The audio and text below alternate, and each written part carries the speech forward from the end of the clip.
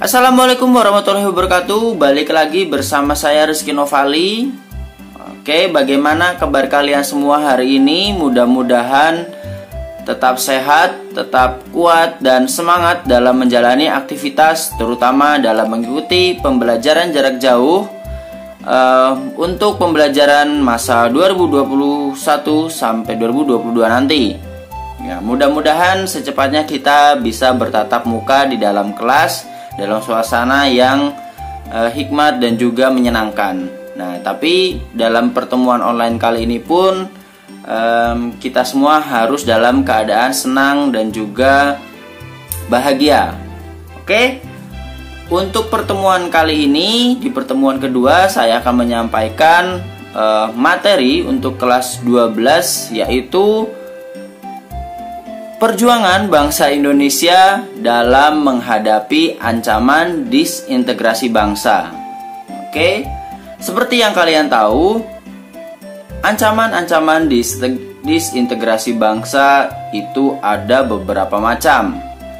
Ketika Indonesia setelah merdeka, kenyataannya Indonesia tidak langsung bebas dalam keadaan yang aman. Tapi masih banyak sekali ancaman, baik itu dari luar dan juga dari dalam negeri itu sendiri. Nah, yang kali ini kita akan bahas adalah mengenai disintegrasi bangsa atau ancaman dari dalam negeri, yaitu dari orang-orang Indonesia sendiri. Kenapa bisa terjadi seperti itu? Nah,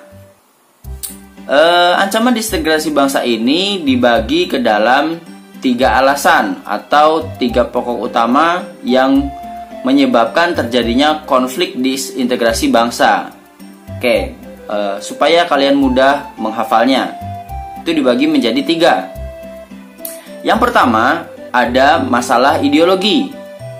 Nah, masalah ideologi ini pemberontakannya itu termasuk adalah pemberontakan PKI Madiun, kemudian ada pemberontakan DITII yang dipimpin oleh Kartosuwiryo, kemudian ada juga Gerakan 30 September yang terjadi di tahun 1965. Nah, kemudian konflik yang kedua dikategorikan adalah adanya unsur kepentingan dari beberapa pihak. Nah, yang termasuk dalam kategori ini itu ada pemberontakan APRA, kemudian ada pemberontakan Andi Aziz. Salah duanya. Nah, mereka berdua juga berkaitan dengan adanya KNIL atau tentara bawaan dari negara Belanda. Nah, kemudian unsur yang ketiga atau kategori ketiga itu adalah konflik dengan pemerintah. Nah, kenapa bisa terjadi seperti itu? Karena ada beberapa kebijakan pemerintah yang dirasa tidak sesuai atau tidak memuaskan beberapa pihak. Nah, yang masuk dalam kategori ini itu ada pemberontakan Permesta, kemudian juga ada pemberontakan PRRI. Nah, bagaimana? Kalian sudah bisa menghafalnya dengan baik? Kita ulang ya. Yang pertama, dari kategori ideologi, yaitu ada PKI Madiun di tahun 48, kemudian ada DITII yang dipimpin oleh Kartosuwiryo, dan ada gerakan 30 September di tahun 65. Nah, kenapa ini menjadi sebuah konflik? Karena dari ketiga pemberontakan ini itu sudah bertentangan dengan ideologi kita, yaitu Pancasila. PKI sendiri berpaham komunis, itu sangat bertentangan dengan Pancasila sila pertama. Kemudian yang kedua, Kartosuwiryo dengan DITII-nya itu bertentangan dengan Pancasila karena mereka berpaham ideologi mengatasnamakan agama. Nah, karena negara kita Pancasila, kemudian berbagai unsur agama itu menjadi satu. Itu jadi kenapa bisa berkonflik. Oke, yang kedua, konflik kepentingan itu ada APRA, kemudian ada Andi Aziz.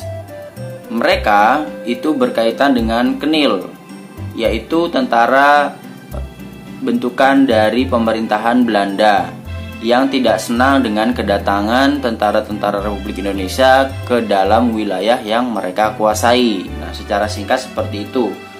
Kemudian yang terakhir, ada unsur ketidakpuasan dengan pemerintah pusat.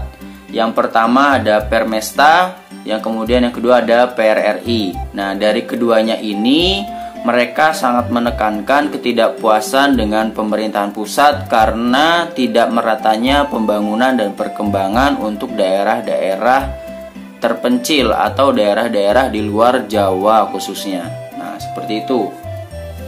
Oke ya, untuk materi kali ini semoga kalian bisa dipahami. Kalau tidak paham silahkan diputar dari awal videonya.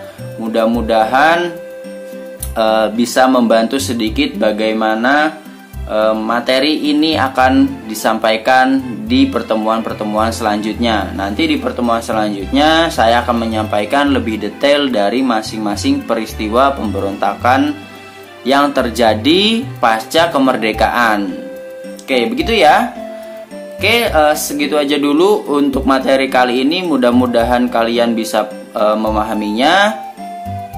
Jangan lupa untuk jaga kesehatan dan tetap taat protokol kesehatan juga. Jangan lupa makan, tetap semangat. Assalamualaikum warahmatullahi wabarakatuh.